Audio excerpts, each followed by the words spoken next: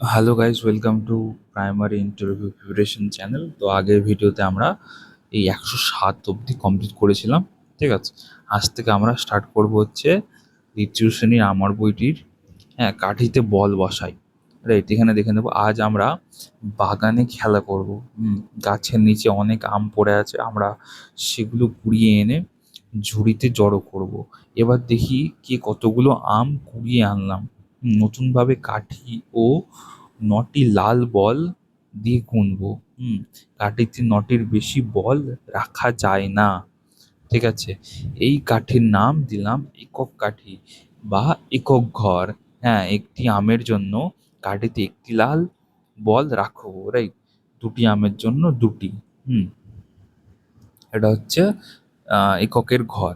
মানে মোট কথা হচ্ছে একক দশকের যে গণিতের যে ধারণাগুলো, এরপর থেকে আমরা যে অ্যাডভান্স কনসেপ্টগুলো আছে ক্লাস থ্রিতে ক্লাস ফোরে, সেগুলোর জন্য এখান থেকে আস্তে আস্তে আমরা শিখছি, তাই না? আচ্ছা, কি বলছে, এই কাঠির নাম দিলাম একক কাঠি বা একক ঘর। পাঁচটির জন্য পাঁচটা লাল বল, নটার জন্য নটা। কাঠিতে বল বসাই। এখানে বলগুলো পাঁচটা বল, চারটা বল বসিয়েছি, এখানটায় ছটা বল বসাতে হবে। ঠিক আছে, কাঠিতে বল বসে একই রকমভাবে। কটা বল আছে? সাতটা, তাই না? সাতটি আম আছে, তাহলে সাতটা বল বসবে। সাতটা বল বসিয়ে দাও। বলছে কাঠিতে বল বসাই। বলছে মিলি 10টি আম কুড়িয়েছে, রঙিন বল ও কাঠি দিয়ে সেগুলো সে গুনবে। তার তার একটা নতুন কাঠি দরকার। এই নতুন কাঠির একক কাঠিতে নটির বেশি লাল রাখা যাচ্ছে না। একটাতে কি হবে? একটাই, নটার বেশি রাখা যাবে না। তো নাম দিলাম কি দশক কাঠি বা দশক ঘর। এই 10টি লাল বলের বদল একটি হলুদ বল নিলাম। 10টার বদলে কি করলাম? একটা হলুদ বল নিলাম, তাই না? দর্শকের ঘরে দিলে কি বসলো? একটা হলুদ বল বসলো। তাই পেলাম এরকম, তাই তো? আচ্ছা, এখানে 10টার দাগ। আচ্ছা, তো এখানে কি হবে? 10, মানে এখানে দর্শকের ঘরে একটা বসিয়ে দিতে হবে। রাইট, এখানে 10টা করলে এখানে একই রকমভাবে, এগুলোতে একই রকমভাবে করতে হবে। রাইট, এখানে যেমন 30 দিলে 3টা বল বসবে, এখানে 20 আসলে এখানে দুটো বল বসবে, এখানে 20, তাই না? বোঝা গেছে? তো একক দশকের ধারণাগুলো এখানটাকে দেওয়া হচ্ছে। বলছে কাঠিতে বল দেখি ও বুঝে ফাঁকা কাঠিতে বল বসাই। যদি এমনভাবে রাখি, একক দশক মানে এক, তাহলে এক, সামনে তো শূন্য বসতো, শূন্য মানে কি? তাই এক ও শূন্য একই, তাই না? শূন্যর কোনো সামনে বসলে কোনো ভ্যালু নেই, কিন্তু পিছনে বসতে গেলে কিন্তু মানে 10 গুণ ভ্যালু বেড়ে যায় আর কি, তাই না? আচ্ছা, কাঠি ও রঙিন বল নিয়ে 3 ও 0 3 তৈরি করি। একই রকমভাবে, বোঝানোর কিছু নেই, তাই না? দশক 5 আর 0 5 একই রকম, তাই না? 14, এখানে যেমন 14 আছে, রাইট? তাহলে এককের ঘরে কি বসবে? এক।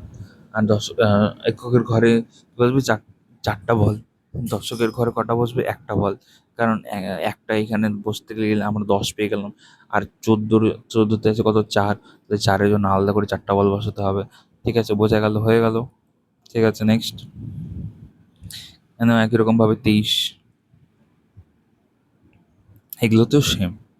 নেক্সট, কটা বেলুন হলো দেখি। বলছে মেলায় গিয়ে হুম মেলায় গিয়ে সানিকে তার বাবা 12টা বেলুন কিনে দিল।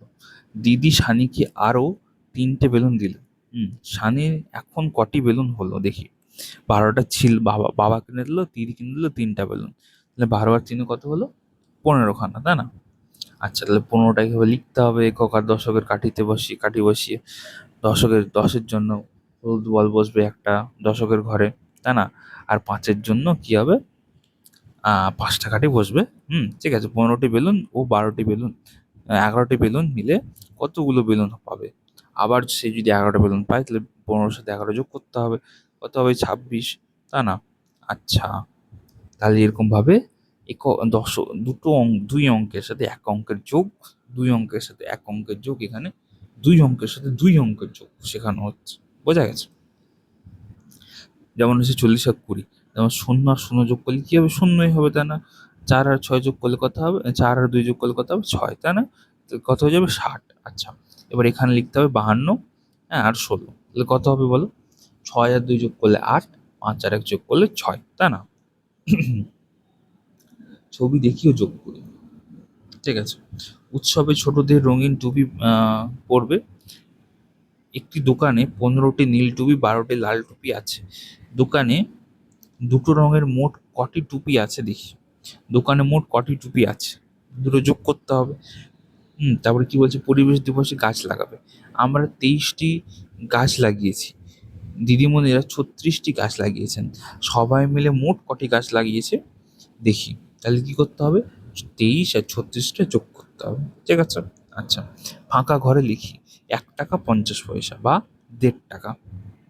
এখানে 2 টাকা আর এটা হচ্ছে 50 পয়সা, মানে কত, 2.5 টাকা, তাই না? আচ্ছা, নেক্সট এখানে একই রকম ভাবে দেওয়া রয়েছে।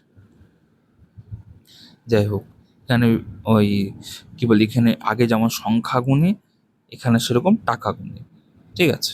বিভিন্ন প্রশ্নের উত্তরগুলো মানে এইগুলো সলভ করতে হবে। যেমন এখানে 2 টাকা, এটার দাম হচ্ছে 2 টাকা। 2 টাকা আমরা কি করে পাবো তাহলে? এটা যেমন হচ্ছে 8 টাকা, রাইট? 8 টাকা কোথায় আছে সেটা বার করতে হবে। এখানে 6 7 টাকা আছে, রাইট? যেমন 8.5 টাকা আছে, 7 টাকা, 8 টাকা, 8.5 টাকা আছে। তো যাই হোক, এখান থেকে মিলিয়ে মিলিয়ে লিখতে হবে, বোঝা গেছে?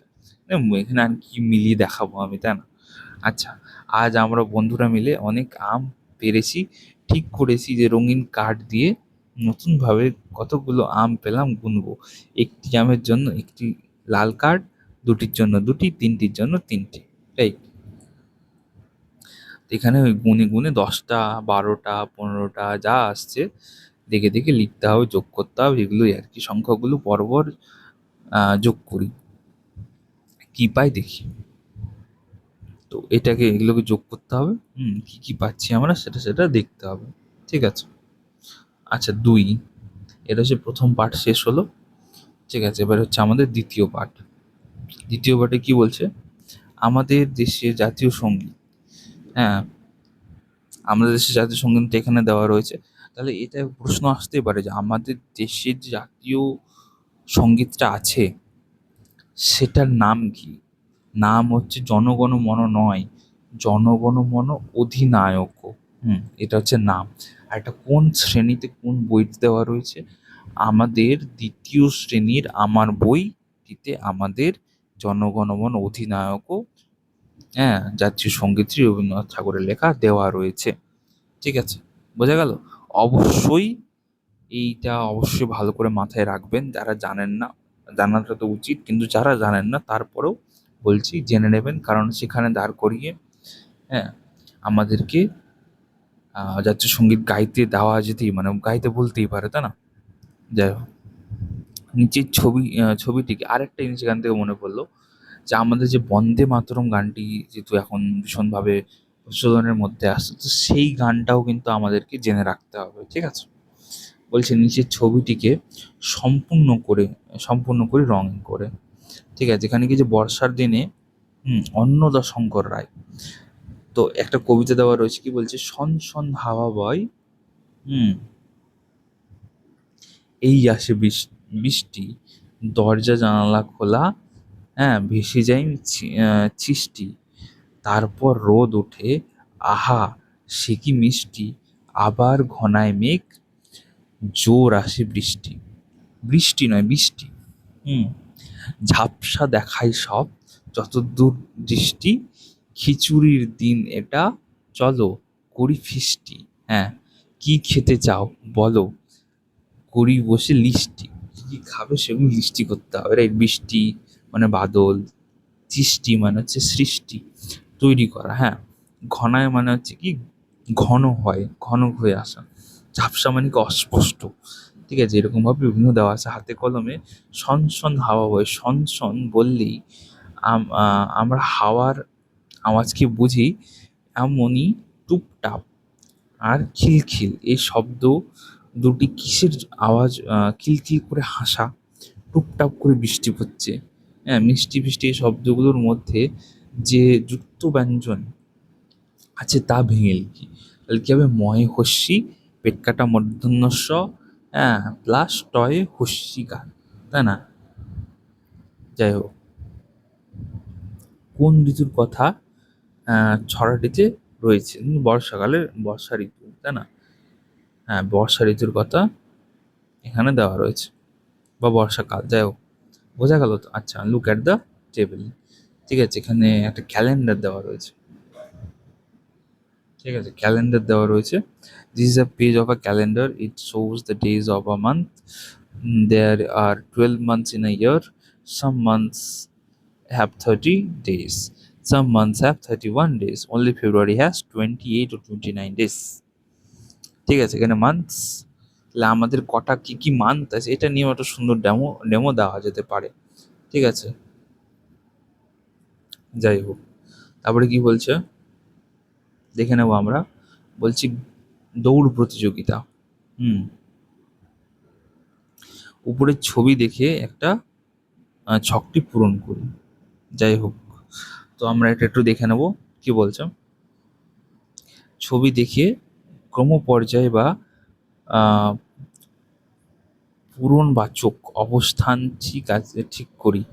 পূরণবাচক বা ক্রমপর্যায়, সবার আগে পৌঁছেছে 37, তারপরে 53, তারপরে 28, হ্যাঁ, তারপরে 77, তারপরে 14, তারপরে 88, তাই না?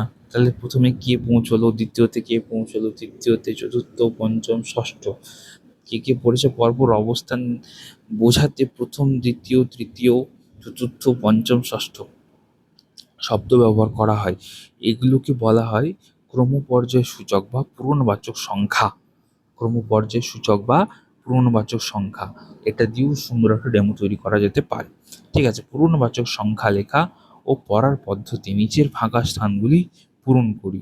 হ্যাঁ, কথায় সংক্ষেপে, হ্যাঁ, প্রথম, ফার্স্ট, ষষ্ঠ, সিক্সথ, এগুলো দেওয়া রয়েছে। ফার্স্ট থেকে 10th অব্দি বা দশম অব্দি যেগুলো দেওয়া রয়েছে। বর্ষাকালে বাংলা বছরের প্রথম ঋতু ধরা হয়। নিচের খালি ঘরে সংক্ষেপে ঠিক পূরণবাচক সংখ্যা বসাই। গ্রীষ্মকালে বছরের প্রথম ঋতু, হেমন্ত দ্বিতীয়, বসন্ত তৃতীয়, বর্ষাকাল চতুর্থ, শীতকাল পঞ্চম, শরৎ হচ্ছে ষষ্ঠ, তাই না? এরকম ভাবে আর কি। বাদল দিন, পুণ্যলতা চক্রবর্তী। যাই হোক, তো আজকে আমরা 142 অব্দি দেখলাম। ঠিক আছে, নেক্সট ভিডিওতে আমরা পরের অংশগুলো দেখে নেব। ঠিক আছে, এই টপিকটা নিয়ে একটা সুন্দর আমরা ডেমো প্রিপেয়ার করে ডেমো সেকশনে দেবো। আপনারা চাইলে সেখান থেকে দেখে নিতে পারেন, তাহলে আপনাদের সুবিধা হবে। অসংখ্য ধন্যবাদ, অল দ্য বেস্ট।